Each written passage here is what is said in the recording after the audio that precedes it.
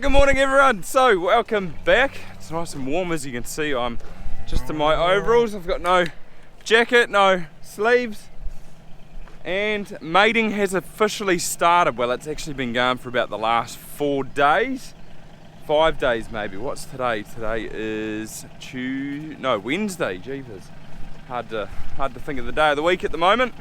But we started on Saturday, so I've just come to get my cows, and I'm looking for orange bums because they're usually up and about at this time of the mornings, which is good because there's one right here, number 45. The cow's bulling, 166. There's a couple there, so this is good.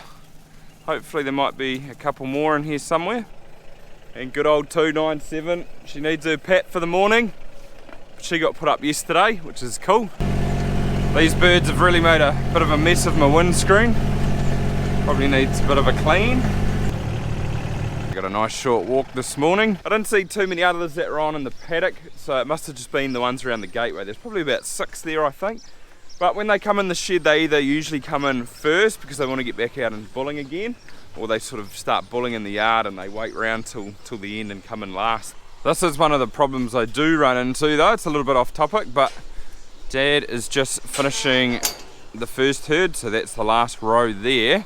So there's already one row of this herd that's in the shed there, in that row, but it gets real tight. So there's actually quite a bit of room at the front there. It's just these cows at the back don't push up, and I can't get the gates closed. So we definitely need a bigger yard and a bigger shed, but that's also wishful thinking. So it also doesn't help because I'm milking an extra row in this herd this year as well.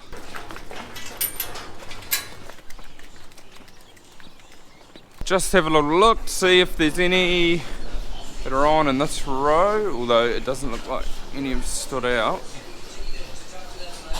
14, she was done yesterday. I put 6 semen in her. She's a nice cow. What are you, 252, another 6 semen cow. It's one of the good ones. No. That's what I need, the yellow one. She gets one of them, she gets a yellow one too. Just having a little look to see if there's any in this row. I think that this one here, 23, I did her yesterday actually, so that comes off. So it's interesting, see how there's still that black bit? It should be all orange, but I actually seen her getting ridden just while she was in the yard here, and I decided to put her up. Maybe she wasn't on, it was like a premature heat, and she might come on another week or two, but my sort of theory is that if you're unsure, at least do her, because if she does hold, it's good, and if she doesn't, you can get her again next time. Now there might be a few people thinking, well, you're just wasting money, it's 20-25 bucks, and that is true, but like I said before, if in doubt, I'd still rather do her. Nothing in this row either, so they haven't come in at the start, but they stand out. These are why I love these Extra Tech things. Look, you can see orange stands out real well on that black cow there. And then there is, oh yeah, there might be more than 6, like 1, 2, 3, 4, 5, plus the 2 back here. So there's 7, which that's not too bad, I'm happy with that. But I keep this whiteboard at the pit every day, I update it. So these were the cows that were put up for AI yesterday. So this column here is the ones that are in the first herd, and then these are all the cows that were in the second herd. And the ones that I circled are the ones that I put the 6 semen in, so everything on there gets a blue scratchy now, except the ones that I circled, they get a yellow. I just find it's the easiest thing to work with, just doing it like that for the shed. This is the 4th row in now, and I've finally had a cow come in to be put up. So number 45, nothing else was done yesterday.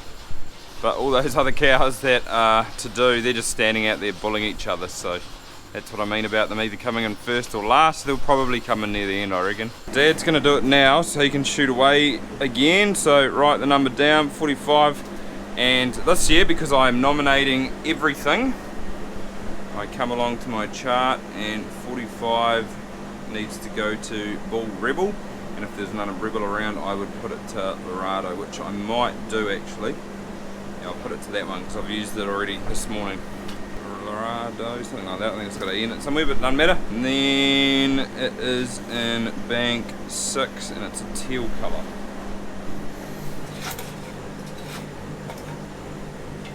So that's bank number 6. There we go. and there's just cold water in there to thaw it out. It's all loaded, so I will just leave that just sitting there for Dad. Alright, you can do it now if you want.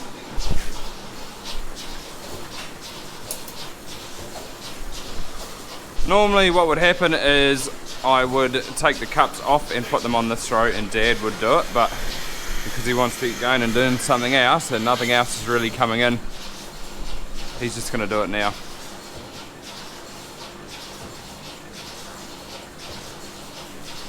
All done. So rip the sticker off its back and that'll get replaced tomorrow.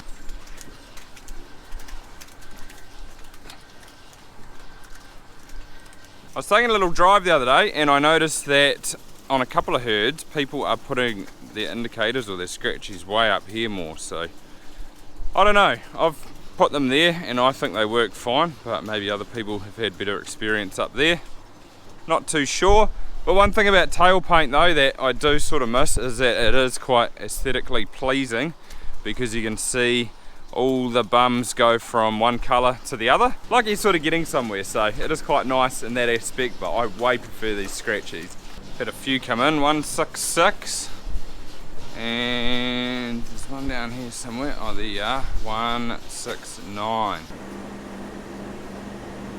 Colorado again, it's easy, and Belfast. I've just had a bit of a meeting with someone because I have got something planned pretty cool coming up very soon. It'll be in one of the next videos, so we're just planning for that next week. But the last row's in now. I didn't get a video of Dad doing those other ones, and like I said earlier on, this is when most of them come in, you know, either at the start or the end. And there's a couple to do in here, so we've got this girl, that one. I think that one was done yesterday, so 2 in there. I know you're 101 because you've got the pointy horns, and number 37, I think. 37. I guess all horns are pointy, but what I mean is that that one sort of just goes straight up. It doesn't really curl too much. These straws are good to go. They're all loaded, so I've got Magnify and Seamus. They're just 2 bulls, so each cow's getting something different. But Paul left a comment a while back saying that I need to leave the tip of the straws, like that tip there, away from anything. It shouldn't touch anything. It's good getting feedback like that, and little tips can make a little bit of difference. So it might not make an overall big difference, but it might mean we can get one more cow and calf. So that is pretty important. He also said that Dad needs to push the plunger in a bit slower when he does it too, which should help. Boom, and that's everything done.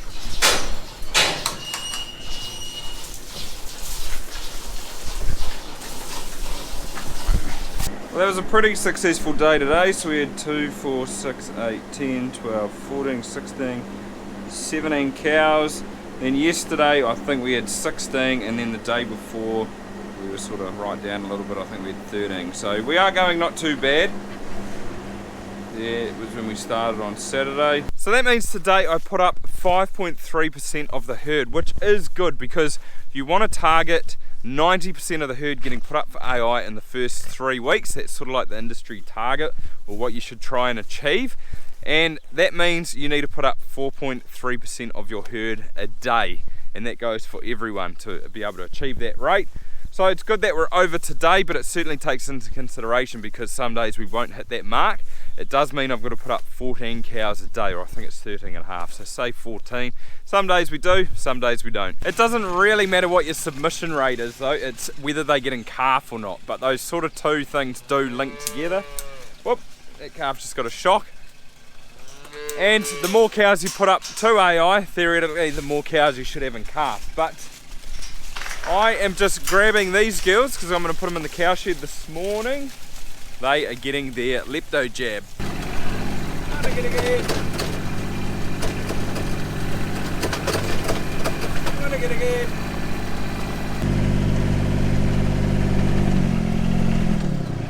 Kylie should be here any minute. She is coming out to do it. They actually need 2 jabs, I'm pretty sure, but they're getting their first one today. And the easiest thing to do is let them follow the calf feeder, and hopefully, oh, that one's running away. Got it! Okay, on the side, on the side. Come on in, let go. Let go.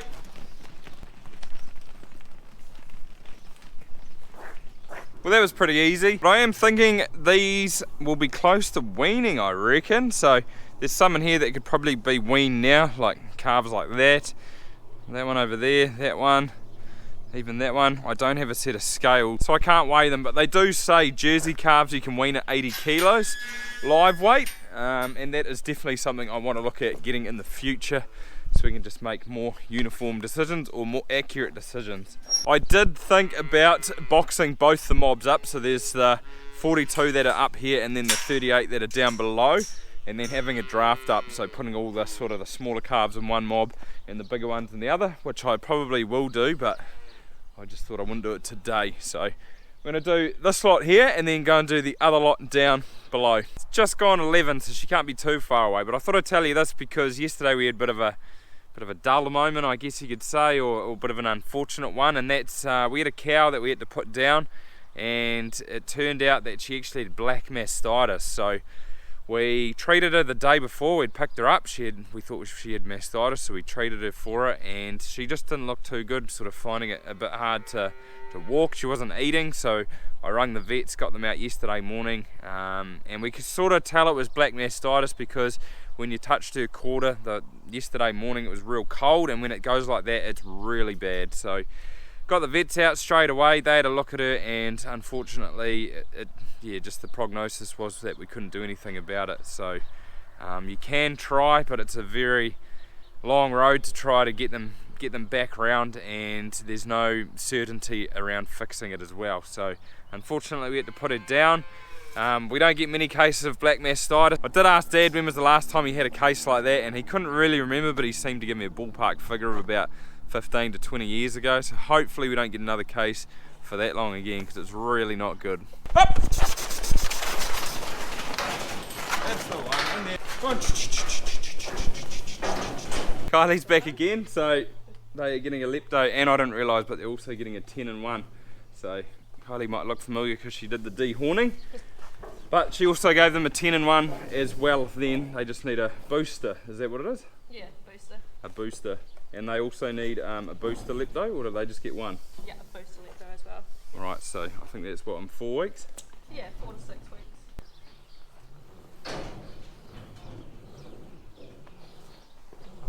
Some of these calves have got, see these big lumps here? And that's from the first 10 and 1. It's not bad, it's just, I don't know, they react to something. They do go away over time. Alright, all done, so they can just wait in here till we're done. Oh, what? There's no calves? Nah, just checking. They're outside, so I have put these girls out here. The weather's warmed up. They really needed to get out onto some grass, so put them out probably about 5 days ago, and they're doing pretty well. These girls are all done too, so what we did, we went around and gave them the lepto first, and I spray painted this pink, and then I went round, and when they got their 10 and 1, because they needed it on their shoulder, so they sort of pushed off the feeder a bit, I just got them with a different colour, that red. So everything's done. Didn't work too bad at all. That is perfect timing. I forgot I'd ordered a ton of calf meal. Murray did ring before, but yeah, just sort of slipped my mind.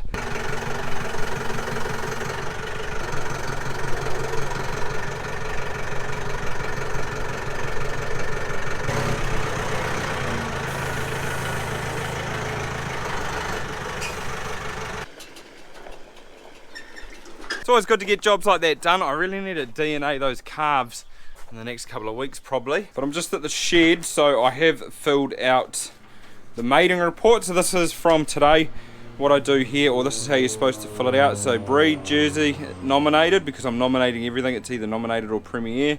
And then there's the bull code, and that is the batch number. So you write the cows down the column. So everything corresponds. That'll go into the computer when I get round to it. One day, I'll probably wait till the end of the month. And then down the bottom here, there was 13 on that page, and I've done 95 to date, but I actually had to use 2 pages, so I've done 99 because there's 4 on here. Take 22 off because that's the amount of sex semen I used at the start, and I have hit 24% of the herd in the first 5 days, which is roughly about 5%. So I said it's got to be better than 4.3, I think it was. So it's going alright so far. But what I should do is talk about this a little bit. So this is my mating plan for this year, and what I've done is I've nominated everything. So that means all the semen I'm using comes in this bank right here and is frozen. Whereas in the past, what usually happens is these things turn up in a polystyrene box. So this is from last year. And you get straws like this. So this is leftover. But it doesn't really matter. I'm not using them. So these are called fresh straws. And you get about 4 days out of them. It's pretty easy to use this stuff because you don't have to thaw it out. It's real quick. But the thing I didn't like about it was that they give you the bulls, so you can't choose what. I suppose you could, because you get 3 bulls over 3 or 4 days and then they bring another lot in, so they give you 3 bulls, whereas when I nominate like this, I get to choose what bull goes to what cow. It's definitely a lot more work doing it like this, but I think it's probably beneficial because I'm hopefully going to get better lines of replacements coming through in the future. But I did need a little bit of a plan. So what I was doing this morning, so here's all the cow numbers here, and they are matched to their best bulls. So LIC's gone through and done this. They did the top 250 BW-wise cows, and then the last 70 cows that aren't on the list, I just picked what I put over them. So there's potential there in the future to definitely maybe try beef on the sort of the cows that aren't so good genetic wise, so I can sort of increase the genetics on the better ones or only keep the calves that are. But I haven't really gone to beef because I'm just a little bit worried around the calving issues that I may get. So potentially I might look into it in the future, but not currently. So everything does go to Jersey at the moment. And with the bulls that I did pick, out of the 12, 9 of them are genomic. So I've used 3 daughter proven bulls and then the rest are genomic. And it is a pretty big risk using genomic bulls because on paper they're supposed to be good, they're supposed to be the next generation, but you never know, they can go up and down, whereas daughter proven has got a lot more figures behind it, or evidence. Daughter's currently milking to say that these bulls are really good, so it's definitely a risk, but it's one that I'm willing to take. But theoretically it's not really my risk because they are Dad's cows, but one day I will be buying them, so he's not too worried what mating decisions I make now, because effectively I'm making them for myself for the future. Oh, I just heard a little rustling in the bushes. That chicken there is just carrying away an egg in its beak. It's pretty random.